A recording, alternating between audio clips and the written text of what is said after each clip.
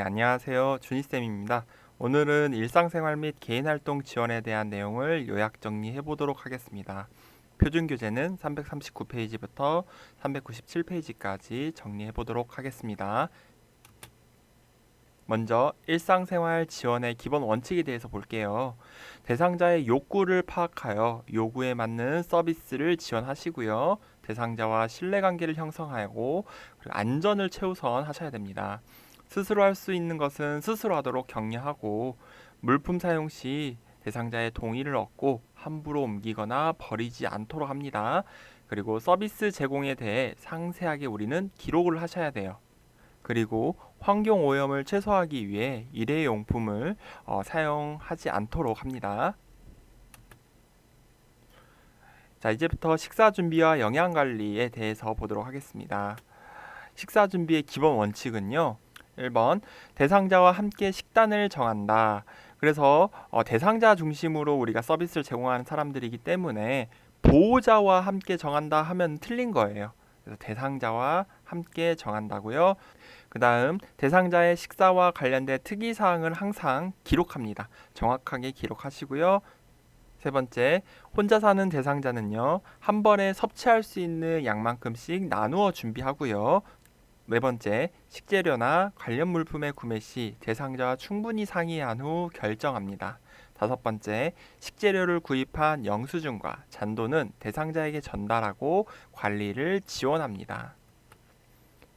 식재료 구매 방법은요. 첫 번째, 식단을 작성하고 필요한 식재료의 종류와 양을 결정하여 구매 목록을 만드는 게 중요하고요. 그 다음에 대상자의 구매 목록에 대해 상의하고 필요한 양만 구매하는 게 또 중요합니다. 그리고 식재료 구매 시 반드시 유통기한과 영양 표시를 확인해야 되는 건 당연하겠죠. 그 다음에 식재료 구매 시 보관 방법 및 보관 상태를 잘 확인하십니다. 다음 식재료 준비 및 조리 방법에 대해서 보도록 하겠습니다. 먼저 식재료 준비에 대해서 보면 저장 능력이 저하된 대상자는 부드러운 재료를 선택하고 그리고 작은 크기로 잘게 썰어줍니다. 저장 능력이라는 거는 이제 씹는 능력을 말하죠. 그게 떨어진 사람들은 이렇게 부드럽고 작게 썰어서 준비를 해준다 이거고요. 연화 능력이 저하된 대상자는요. 삼키는 게 힘들다라는 그런 사람들이에요. 그래서 삼키기 쉽도록 재료를 푹 끓여주고 다지거나 믹서에 갈아주는 겁니다. 자, 세 번째, 한 번에 많이 먹지 못하는 경우 우리 소량씩 나누어서 주는 게 또 중요합니다. 자, 다음 음식을 조리하는 방법은요. 먼저 채소는 살짝 데쳐서 볶아주고요. 육류는 오래 삶고 생선은 오래 삶지 않는다라고 보시면 됩니다. 그리고 기름이 적은 조리 방법을 선택하시고요. 네 번째, 노인의 식욕을 돋구기 위해 식초나 소스로 무침을 합니다. 너무 많이 넣으면 너무 시기 때문에 또 살에 걸릴 수가 있어요. 적당히 양념을 치시는 게 좋고요. 다섯 번째, 찜 요리는 노인, 환자식으로 자주 하는 조리 방법입니다. 그래서 처음에는 센 불에 가열을 하고 나중에는 약한 불로 오래 가열한다는 게 특징이에요. 여섯 번째, 굽기는 오래 구우면 수분이 모두 빠져 딱딱해지므로 적당히 굽는 게 중요합니다. 다음은 영양관리 시 고려해야 할 노인의 특성에 대해서 보겠습니다. 노인분들은요, 에너지 요구량이 감소한다는 특징이 있어요. 그리고 소화 능력도 감소하고 식욕도 많이 떨어진답니다. 세 번째는 치아 손실, 씹기 장애가 있고요.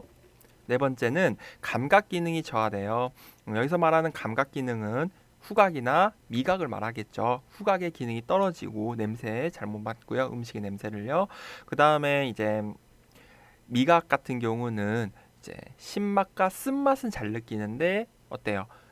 단맛과 짠맛은 잘 못 느끼게 돼요. 그러면 입맛이 많이 없어지겠죠. 그다음에 침 분비가 감소하게 되고 여섯 번째 장 운동이 감소돼서 이제 소화기도 많이 떨어지게 됩니다.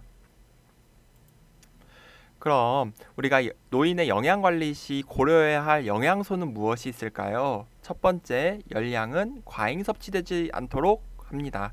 비만이 될 수가 있기 때문이죠. 두 번째, 소화가 잘 되는 양질의 단백질 식품을 선택합니다. 그래서 두부나 우유나 생선 이런 것들이 좋습니다. 자, 세 번째는 식이섬유나 전분이 풍부한 채소와 잡곡밥 등의 복합 당질을 이용한다. 이거 잘 기억해 두세요. 단순 당질이 아니라 복합 당질을 이용한다입니다. 자, 네 번째, 콜레스테롤이 적은 식품 그리고 식물성 기름을 섭취한다. 잘 기억해 두시고요. 반대로 동물성 기름을 추천한다, 권장한다 하면 틀린 거예요. 다섯 번째, 가능한 한 다양한 색의 식품을 섭취하게 하고요. 여섯 번째, 수분을 충분히 섭취하여 탈수를 방지한다 해서 영양 관리 시 고려해야 할 이제 영양소는 346페이지에 있는 내용이고요. 좀 잘 봐두시면 좋을 것 같습니다. 자, 이제는 당뇨병 대상자의 식사 관리에 대해서 보도록 할게요. 당뇨병 같은 경우는 과식하시면 안 되고요. 적정 체중을 유지해 주시는 게 중요합니다. 그리고 단순 당질보다는 복합 당질, 아까 설명했죠. 그래서 단순 당질은 어떤 것들이 있냐? 설탕, 꿀 이런 것들, 또 쌀밥, 흰 쌀밥 이런 것들 먹으면 바로 당이 바로 올라가는 것들이에요. 그러나 복합 당질의 예로는 콩, 통곡물, 생과일, 생채소들 이런 것들이 있어요. 그래서 당뇨병 대상자에게는 복합 당질의 이런 식품들을 제공한다라고 보시면 되고요. 세 번째, 지방 섭취를 줄여야겠죠. 그래서 삼겹살, 햄, 참치 통조림 이런 것들은 웬만하면 추천하지 않습니다. 그 다음 비타민과 무기질을 충분히 섭취하고요. 술 절주하시는 게 좋습니다. 그리고 일정한 시간에 규칙적으로 식사하고요. 그리고 저혈당 증상이 보일 때는 사탕이나 과일, 주스, 설탕이나 꿀, 그러니까 당질의 식품을 그냥 먹인다 보시면 돼요. 복합 당질이 아닌 이때는 단순 당질을 먹여서 바로 혈당을 올려줄 수 있도록 하는 겁니다. 언제? 저혈당일 때는요. 자, 그 다음은요. 외출 시 복용하던 약과 사탕 같은 거를 준비해서 당뇨병 대상자의 혈당 관리를 하는 거죠. 다음은 고혈압 대상자의 식사 관리에 대해서 보도록 하겠습니다. 이 부분은 이제 자주 출제되기 때문에 363페이지에 있는 내용 잘 봐두셔야 됩니다. 먼저 고혈압을 조절하기 위해서는 소금 섭취 줄여야겠죠. 짜게 먹는 거 좋지 않습니다. 찌개나 젓갈류 같은 거 줄이시고요. 그리고 혈압을 낮추기 위해서는 칼륨을 충분히 섭취하는 게 좋아요. 그래서 통밀, 고구마, 바나나, 우유, 호두 등 이런 칼륨이 충분히 들어있는 음식들을 먹는 게 좋은데요. 선생님들도 만약에 내가 짜게 먹었다라고 하시면 이런 바나나나 아니면 호두, 고구마 이런 것들을 조금 드시면 우리 몸의 전해질의 균형이 맞춰진다고 보시면 됩니다. 자, 세 번째, 동물성 지방 이거 아니죠. 식물성 지방을 웬만하면 노인분들은 섭취를 하시는 게 좋고요. 소기름, 닭껍질 이런 것들은 줄인다라고 보시면 되고, 가능한 한 복합 당질을 섭취하고 섬유소를 충분히 섭취한다. 그리고 피토케미컬이 함유된 과일과 채소를 충분히 먹고요. 카페인 함유 음료 그리고 알코올 섭취는 제한한다. 그리고 현미밥, 잡곡밥, 두부, 야채, 달걀찜을 먹고요. 적정 체중을 유지한다라고 보시면 되겠습니다. 자, 이제는 씹기 장애와 삼킴 장애가 있으신 분들 식사 시 주의사항에 대해서 보도록 할게요. 먼저 밥을 국이나 물에 말아 먹지 않습니다. 살에 걸릴 수 있어요. 조심하셔야 되고요. 그 다음에 국수류는 적당한 크기로 잘라 먹습니다. 그리고 떡류는요, 잘게 잘라 천천히 먹습니다. 웬만하면 떡 같은 거는 안 먹는 게 좋지만 굳이 먹어야 된다면 옆에서 잘 관찰하시고 잘게 잘라서 천천히 먹어야 됩니다. 질식이 될 수가 있기 때문이에요. 떡 같은 경우는요. 자, 네 번째, 과일류는 과육을 잘게 잘라 먹거나 숟가락으로 긁어 먹습니다. 빨간색으로 되어 있는 거는 반드시 잘 기억해 주세요. 다섯 번째, 유제품류는 마시는 것보다 떠먹는 제품으로 선택합니다. 그러니까 요플레나 이런 것들 선택하시면 되겠죠. 여섯 번째, 바른 자세로 앉아 머리는 정면을 보고 턱은 몸쪽으로 약간 당긴다 해서 삼키기 쉽게 턱을 살짝 수그리거나 당겨서 먹습니다. 턱을 들면 안 돼요. 자, 일곱 번째, 작은 숟가락으로 천천히 식사하고 식사 도중에 이야기하지 않는다. 말 걸지 말라는 거죠. 맛있게 드시는데 자꾸 말 걸면 안 됩니다. 그다음 여섯 번째, 식사 후 바로 눕지 말고 약 30분 정도 똑바로 앉아 있는다 해서 무언가 간식이나 뭐 음료나 뭐 밥을 먹거나 했을 때도 바로 눕지 않고 30분 정도 앉아 있다가 눕는 게 좋습니다. 이 부분은요, 선생님들 365페이지인 이 내용은요, 반드시 꼭 기억을 해 두셔야 돼요. 왜냐하면 실기 파트의 섭취 요양, 그 36번부터 40번 문제 5문제 중에 이런 섭취 요양 문제랑 섞어서 자주 출제가 됩니다. 그래서 이 부분 꼭 확인해 두셔야 됩니다. 다음 변비 대상자의 식사 관리에 대해서 보겠습니다. 섬유소가 많은 통곡류, 생과일, 생채소를 충분히 섭취하고요. 수분 섭취 권장입니다. 그래서 물을 많이 자주 드시라는 거죠. 하루에 8잔 이상 먹고 해조류나 견과류 섭취를 이제 증가시킨다. 이거 많이 드시라는 거죠. 그리고 규칙적인 식사와 배변 습관을 가지면 변비 예방을 할 수가 있습니다. 자, 변비 완화에 그래서 도움이 되는 식품은 이렇게 적어놨는데요. 곡류가 있죠. 현미, 보리, 통밀, 감자, 고구마. 콩류 그리고 채소류, 과일류는 변비 완화에 도움이 되는 거예요. 또 회조류, 김, 미역, 파래, 견과류 이런 것들도 변비 완화에 도움이 되는 거고요. 다만 녹차, 커피, 맥주 이런 것들은요 제한해야 돼요. 변비 완화가 아니라 변비를 악화시키는 음식들입니다. 5문제 이상 출제가 됐기 때문에 변비에 도움이 안 되는 음식, 녹차, 커피, 맥주는 꼭 기억을 해두세요. 다음 골다공증 대상자의 식사 관리 보겠습니다. 먼저 골다공증이니까 뼈와 관련돼 있겠죠. 그러니까 칼슘을 충분히 섭취하셔야 되고 칼슘이 들어있는 음식이 바로 우유입니다. 우유 및 유제품을 하루에 1회 이상 섭취한다. 그리고 콩, 두부 요리를 섭취하고요. 색이 진한 녹색 채소와 해조류를 충분히 섭취합니다. 그리고 칼슘 흡수를 방해하는 커피나 탄산음료 섭취를 줄입니다. 이 카페인과 이 탄산은요, 이 칼슘을 배설시키는 효과가 있기 때문에 좋지 않습니다. 다음은 식품, 식기 등의 위생 관리에 대해서 보도록 할게요. 먼저 식사의 위생 관리 기본 원칙에 대해서 보면요. 유통기한이 지난 식품, 변질된 음식은 설명한 후 폐기합니다. 요양보호사가 마음대로 버리는 게 아니라 반드시 대상자가 보는 앞에서 또는 동의를 구하고 설명을 하고 이제 버린다. 이게 맞고요.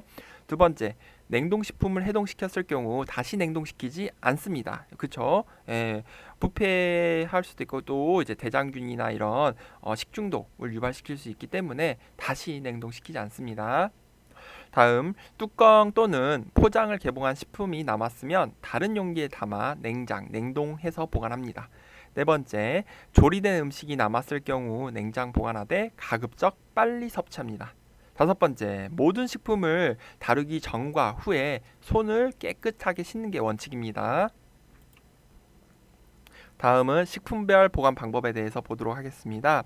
생선하고 조개류는 어떻게 보관할까요? 먼저 생선은 내장, 머리를 제거한 뒤 흐르는 찬물로 씻어 소금물에 담근 후 물기를 제거하여 밀폐 봉투에 넣어 냉동 보관한다 해요. 냉장이 아니라 냉동 보관입니다. 그리고 조개류는 하루 이상 보관 시 물에 담가두는 것보다 신문지에 싸서 냉동 보관한다 해요. 자, 공통된 사항은 생선하고 조개류는 냉동 보관이지만 이 조개 같은 경우는 하루 이상 보관할 때 신문지에 싼다. 잘 기억을 해주시면 되겠습니다.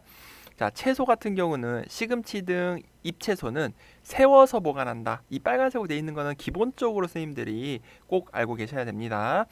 두 번째, 흙이 묻은 채 보관할 때는 물을 뿌린 신문지에 싸두고요. 씻은 야채는 밀폐 봉투에 넣어 채소실에 보관하고, 네 번째, 감자는 신문지에 하나씩 포장하여 서늘하고 그늘진 곳에 두고 껍질을 벗긴 감자는 식초에 담가 냉장실에 보관한다 라고 알고 계시면 되고요. 다섯 번째, 고구마는 서늘하고 어두운 곳에 두어야 세균 번식을 막습니다. 여섯 번째, 토마토는 세척 후 물기를 제거하고 용기에 키친타올을 깔고 그 위에 보관을 하시는 게 좋습니다. 그리고 7번 데친 채소는 한 번씩 먹을 만큼 밀폐 용기에 담아 냉동 보관합니다. 냉동 보관. 데친 채소는 냉장이 아니라 냉동 보관입니다. 그럼 육류는 어떻게 보관할까요? 먼저 하루 정도 보관할 육류는 저온실에 보관을 하시고요. 오래 보관할 육류는 냉동실에 보관하셔야겠죠. 그 다음에 육류는 잘게 썰면 표면적이 커져 세균이 증식하기 쉬우므로 덩어리째 보관하는 게 좋습니다. 그럼 색이 변하거나 맛이 떨어지지 않도록 표면에 식용유를 발라 랩으로 싼 뒤 보관합니다.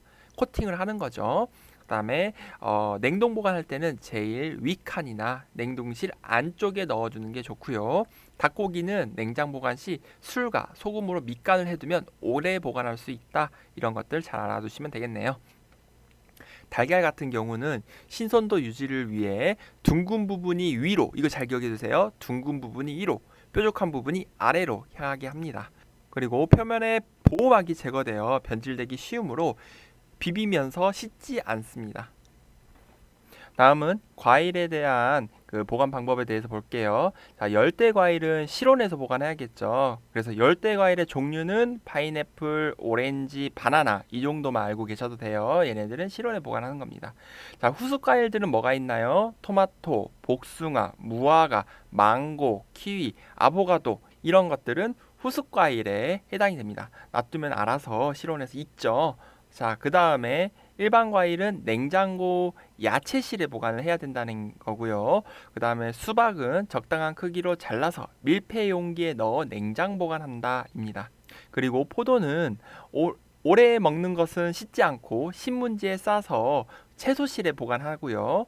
블루베리는 10일 이상 보관 시 물기를 제거한 후 밀폐 용기에 담아 냉동 보관하는 게 좋습니다. 복숭아는 신문지나 종이에 싸서 바람이 잘 통하는 실내에 보관합니다. 다음은 식품 냉장 보관 및 냉동 보관에 대해서 보도록 할게요. 먼저 냉장 보관 시 냉장실의 온도는 5도 이하로 유지하고 냉장고 문 자주 열어보면 안 되겠죠? 그래서 열지 않는다. 두 번째, 냉기의 순환을 방해하지 않도록 용기 사이를 띄워 넣습니다. 조리한 음식과 난 음식을 별도로 구분하고요. 네 번째, 상한 음식이 보이는 경우 냉장 온도와 다른 음식의 상태를 점검합니다. 냉동 보관 시에는 어떻게 하냐면 냉동실의 온도는 영하 15도로 유지하고 냉기 순환을 위해 당연히 여기도 음식 간의 공간을 띄워 넣어야 되겠죠. 두 번째, 냉동이 필요한 제품은 배달 즉시 냉동실에 바로 넣어주는 게 좋고, 냉동식품은 뜯지 않고 원래 포장 상태로 그대로 저장해 주는 게 좋습니다. 안전한 식품 섭취를 위한 방법으로 먼저 식품을 다루기 전과 조리하기 중간에 손을 자주 씻는 게 좋고요. 육류, 가금류, 해산물은 완전히 익혀 먹어야 됩니다. 그리고 익히지 않은 음식은 다른 용기에 별도로 분리하고 서로 접촉은 피합니다. 그리고 도마와 칼은 어류용, 육류용, 채소, 과일용으로 구분하여 사용하는 게 위생적이겠죠. 한 개씩일 때는 과일, 육류, 생선류, 닭고기 순으로 사용하는 게 좋습니다. 다섯 번째, 죽이나 미음 같은 식품은 반드시 75도 이상의 온도로 가열해서 섭취하고요. 조리한 식품은 실온에 2시간 이상 방치하지 않습니다. 그리고 냉동식품은 실온에서 해동하지 않아요. 어디서 해동할까요? 그렇죠. 냉장실에서 해동하는 게 제일 좋습니다. 다음, 유통기한이 지난 식품은 절대 사용하지 않아요. 다음은 식기 및 주방의 위생관리 방법에 대한 내용을 정리해 보겠습니다. 먼저 싱크대, 배수구는 어떻게 위생관리해야 될까요? 먼저 주방용 세정제를 이용하여 솔로 닦고요. 악취 제거를 위해 소다와 식초를 배수구에 부어 놓습니다. 다음은 천장과 싱크대는 어떻게 하냐면, 싱크대 같은 경우는 자주 건조시켜야 되고요. 냄새나 곰팡이는 희석한 알코올로 닦고 자주 환기시켜주면 되겠습니다. 냉장실은 채소 박스나 선반은 주방용 세정제로 닦은 후 소다나 식초로 따뜻한 물에 타서 닦아주시면 되고, 두 번째, 더러움과 악취 제거를 위해 소독용 알코올이나 맥주를 헝겊에 묻혀 닦아주는 게 좋습니다. 그 다음, 냉장실은 자주 청소하여 항상 청결을 유지하고 탈취제로 숯, 탄 빵 조각, 커피, 녹차 티백을 사용하면 탈취 효과가 있습니다. 수세미 행주는 수세미는 스펀지형보다 그물형이 위생적이다라는 거 있고요. 행주는 젖은 행주와 마른 행주를 구분해서 사용합니다. 행주를 사용하지 않을 때는 바짝 말려두는 게 좋겠네요.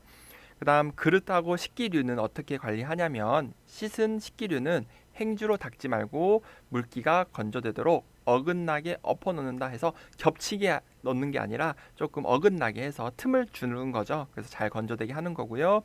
유리그릇은 깨질 위험이 있으므로 뜨거운 상태에서 찬물에 담그지 않습니다. 그러면 금가거나 깨지겠죠. 그 다음 고무장갑은요. 조리용과 비조리용으로 구분하여 사용하는 게 좋습니다. 사용 후 안팎을 뒤집어 세제로 씻고 손가락 사이사이까지 씻어 말리는 게 좋습니다. 플라스틱 용기 관리는 밀폐된 용기에 냄새가 날 경우에는 사용한 녹차 티백 2~3개를 넣고 뜨거운 물을 부어 하루 정도 두었다가 닦습니다. 그리고 기름기가 많은 음식물을 넣었던 용기는 녹차 티백이나 쌀뜨물을 담가 두었다가 닦아주면 좋은 효과를 볼 수가 있고, 그 다음 이제 설거지할 때는 기름기가 적거나 음식물이 덜 묻은 그릇부터 설거지합니다. 그리고 기름기가 많은 그릇은요, 휴지로 기름기를 먼저 제거한 후 그 다음 설거지하는 게 좋습니다. 그리고 이제 설거지 순서가 이제 시험 문제에 가끔 출제가 됐는데요. 제일 먼저 설거지를 해야 될 건 바로 유리컵입니다. 그 다음에 수저, 젓가락 이런 것들, 그리고 밥그릇, 국그릇, 그 다음에 반찬 그릇, 그 다음 마지막이 후라이팬을 마지막에 설거지를 해주시면 되겠네요. 이거 순서는 좀 기억을 해주세요. 다음은 의복 및 침상 청결 관리에 대해서 보도록 하겠습니다. 의복 관리 기본 원칙은 먼저 속옷은 매일 갈아입고 새로 구입한 의류는 한 번 세탁 후 입습니다. 그리고 더러워진 의류는 옷감의 종류 및 세탁 방법에 따라 애벌 빨래하여 세탁합니다. 세 번째, 얼룩이나 더러움이 심한 것은 즉시 세탁을 하고요. 네 번째, 신발은 굽이 낮고 폭이 좁지 않으며 뒤가 막혀 있는 것을 선택하는 게 좋습니다. 다섯 번째, 감염이 의심되는 의류는 다른 사람의 의류와 구분하여 세탁하고요.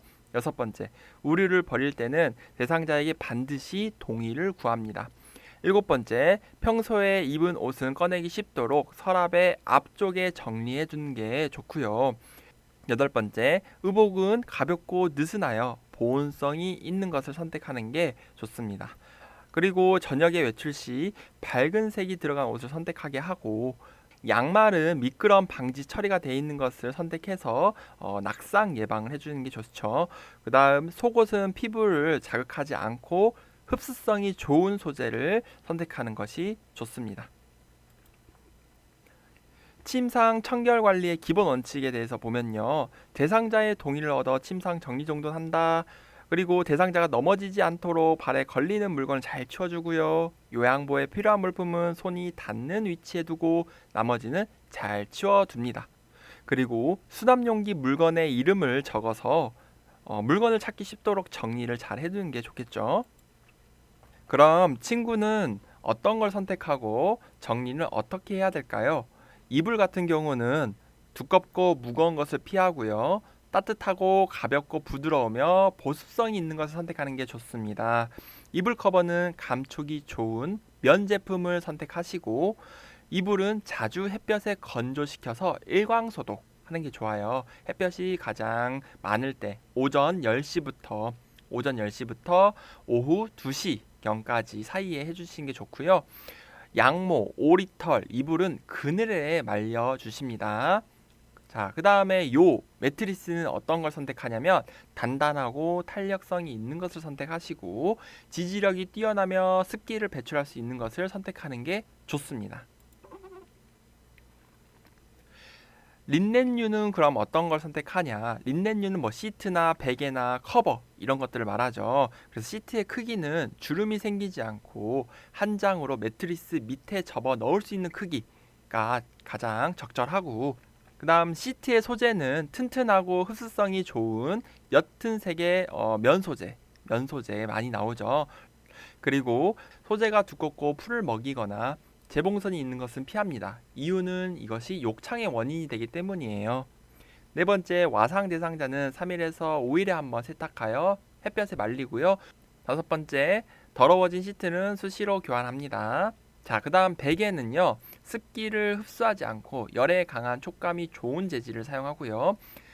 메밀 껍질이나 식물의 종자로 만든 베개가 좋은 재질이겠죠. 베개의 높이는 척추와 머리가 수평이 되는 것이 좋습니다. 그리고 감염 대상자는 커버만 매일 교환해 주어야 합니다.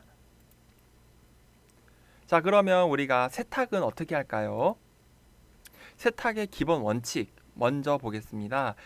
세탁 표시에 따른 세탁 방법에 따라 세탁을 해야 되고, 수선이 필요한 경우에는 수선 후 세탁을 해야 되고요. 세 번째는 세탁물을 통해 실금이나 하열 등 건강 상태를 확인하고 이상 시 보고합니다.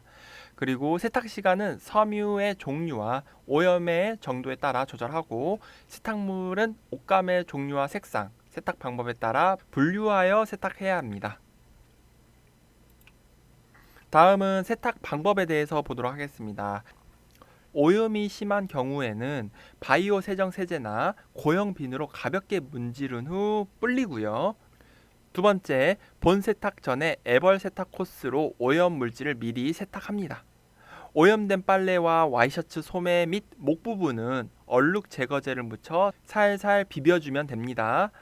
그리고 얼룩이 묻었을 때는 비비지 않고 얼룩 밑에 무명천을 두세 장 깔고 브러쉬로 두드려 천에 베어들게 합니다. 커피 얼룩 같은 경우는 여기 있는 빨간색은 좀 잘 알고 계세요. 커피 얼룩은 식초와 주방세제를 1:1 비율로 섞어서 사용하고요. 립스틱 얼룩은 알코올이 함유된 화장솜에 적셔 얼룩을 톡톡톡 두드려 주면서 제거합니다. 그리고 튀김 얼룩 같은 경우는 주방용 세제 몇 방울을 얼룩 부위에 떨어뜨리고 비벼서 제거하시면 되고, 그리고 혈액이나 체액은 찬물로 닦고 그 다음 마지막이 더운 물로, 먼저 찬물입니다. 그 다음 더운 물로 마지막 헹굽니다. 다음은 삶기와 헹구기에 대해서 보도록 하겠습니다. 먼저 세탁물 삶을 때는 면직물, 속옷이나 행주, 걸레 등은 삶고, 삶기 전에 먼저 세탁을 합니다. 세탁물이 공기층에 노출되지 않도록 뚜껑을 덮고 삶고요. 색이 빠질 우려가 있는 의류는 비닐봉투에 넣고 묶은 후 다른 제품과 함께 삶습니다. 그리고 탈수할 때는 탈수 시간은 의류에 따라 조절하시면 됩니다. 특별하게 중요한 건 아니고요. 그 다음에 헹구기, 이제 의류 헹구기는요, 헹구기 전 세탁물의 비눗기를 먼저 탈수시키고요. 헹굼은 2, 3회가 적당하며 마지막에 섬유유연제를 넣어 헹굽니다. 그리고 냄새가 심한 세탁물은 봉산수에 담가 두었다가 헹구지 않고 탈수하여 건조합니다. 의복 건조하기에 대해서 보면은 흰색 면직물은 햇볕에서 건조하고, 그리고 합성 섬유 의류, 쌍이 있거나 무늬가 있는 의류는 그늘에서 건조를 해야겠죠. 그리고 니트류나 스웨터 같은 경우는 통기성이 좋은 곳에서 채반 등에 펴서 말리는 게 좋고요. 청바지는 지퍼를 열고 뒤집어 말리는 게 좋습니다. 의복 정리 및 다림질하기, 이제 우리가 어떻게 정리할까 보면요, 건조가 끝난 의복은 계절 및 용도별로 분류하여 정리하고, 사용 빈도가 적은 의복은 수납해 둡니다. 그리고 다림질하기에서는 다리미가 앞으로 나갈 때 뒤에 힘을 준다, 이거 좀 기억을 해주세요. 자, 그 다음 다리미를 뒤로 보낼 때는 앞에 힘을 준다. 그쵸? 좀 두 개가 반대죠. 그 다음에 다림질 후 습기가 없도록 완전히 말리고요.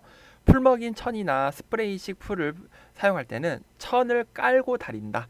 넘어갈게요. 자, 외출 동행 및 일상 업무 대행에 대해서 보도록 하겠습니다.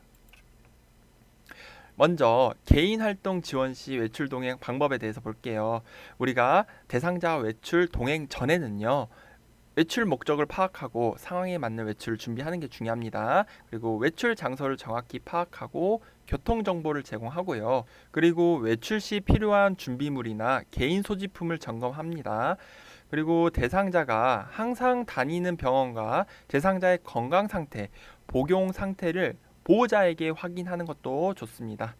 두 번째는 이제 대상자와 동행 중, 외출 동행 중에 어떻게 해야 되냐면 먼저 예기치 못한 상황이 발생하면 대상자와 가족과 상의하여 대처하고요.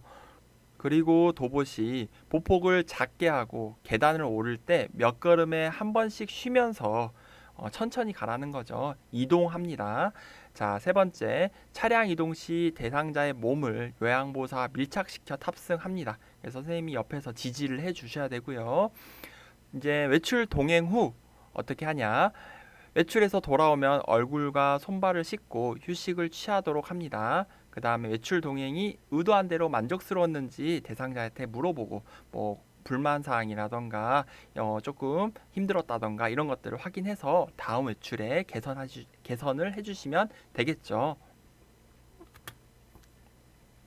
다음은 개인활동 지원 시 업무 대행에 대해서 보도록 하겠습니다. 우리가 이제 요양보호사 선생님들이 업무를 대행해 줄 때가 종종 있거든요. 그랬을 때 대상자의 업무 대행 전에는 먼저 대행 가능성과 준비해야 할 정보나 자료, 경비를 점검합니다. 예를 들면 약을 구매하기 전 처방전과 비용을 준비한다. 이러한 내용들이 있겠죠. 두 번째, 충분한 정보를 제공하고 필요한 사항에 대한 협조를 구하고요. 이제 업무 대행 중에는 수시로 업무 대행이 원활하게 이루어지고 있음을 확인시켜 줍니다. 그리고 대상자와 업무 담당자를 연계해 주고, 세 번째, 업무 대행 중 요양보호사 자신의 사적 업무를 병행하지 않도록 합니다. 이것도 잘 봐주세요.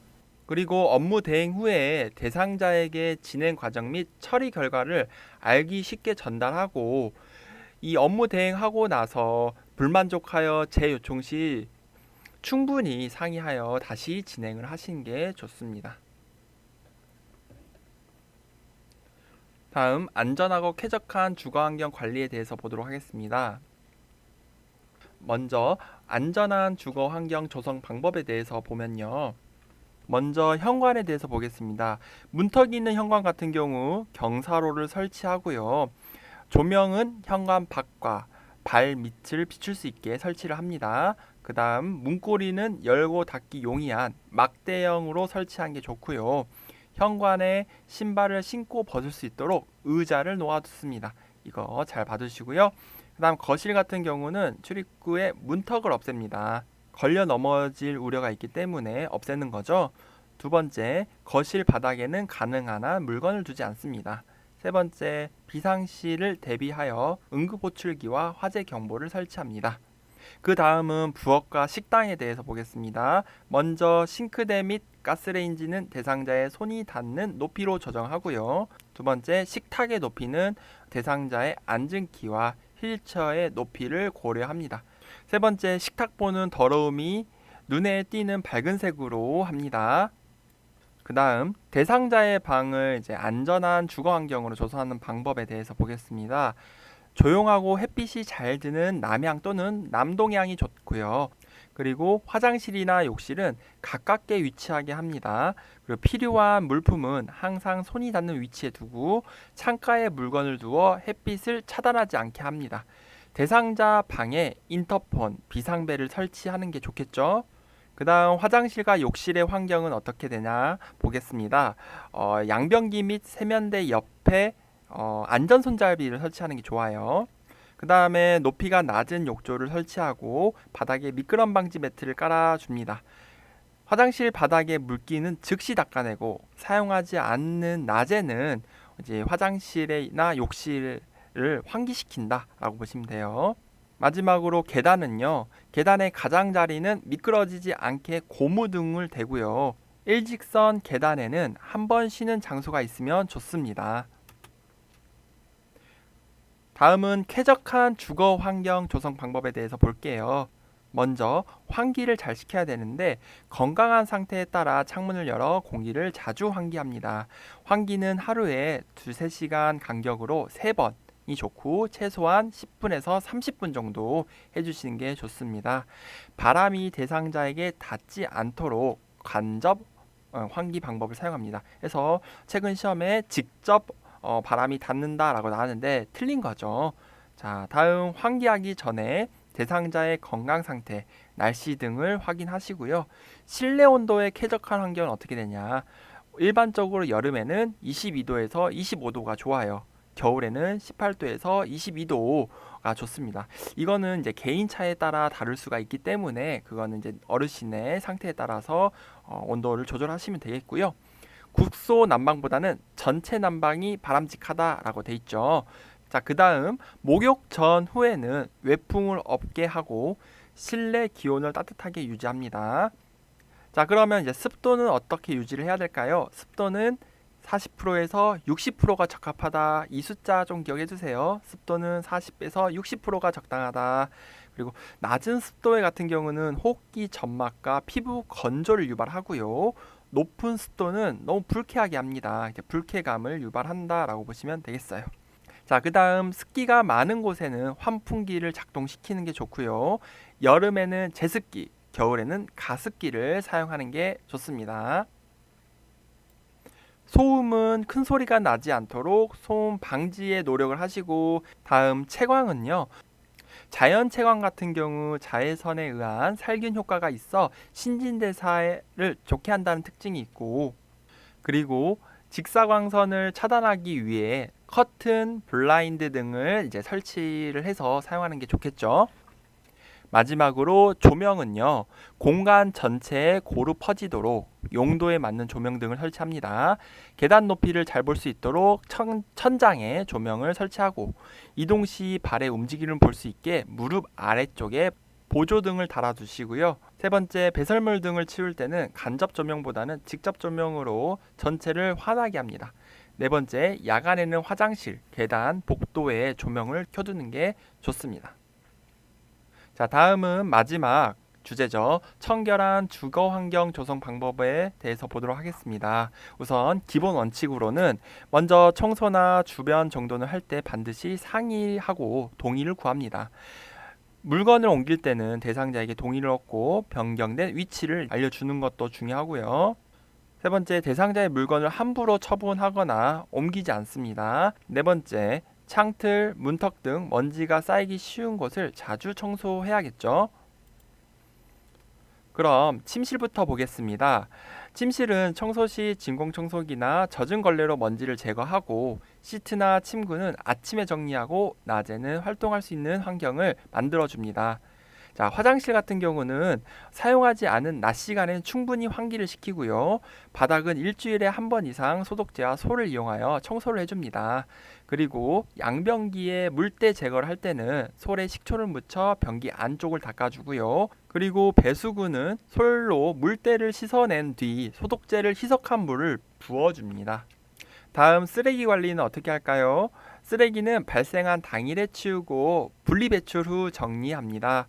그 다음 쓰레기통은 비울 때마다 물로 씻어 건조하고, 냄새가 나면 식초를 사용하는 게 좋고, 알코올 사용은 냄새와 벌레가 생기는 것을 막아준다고 하네요. 다음 물품 주변 정도는 물건의 위치를 옮길 때는 반드시 대상자와 가족의 동의를 얻고요. 귀중품은 대상자와 가족의 책임 하에 정리정돈합니다. 자, 이렇게 해서 일상생활 및 개인활동 지원에 대한 요약 정리를 마치도록 하겠습니다. 시청해 주셔서 감사합니다.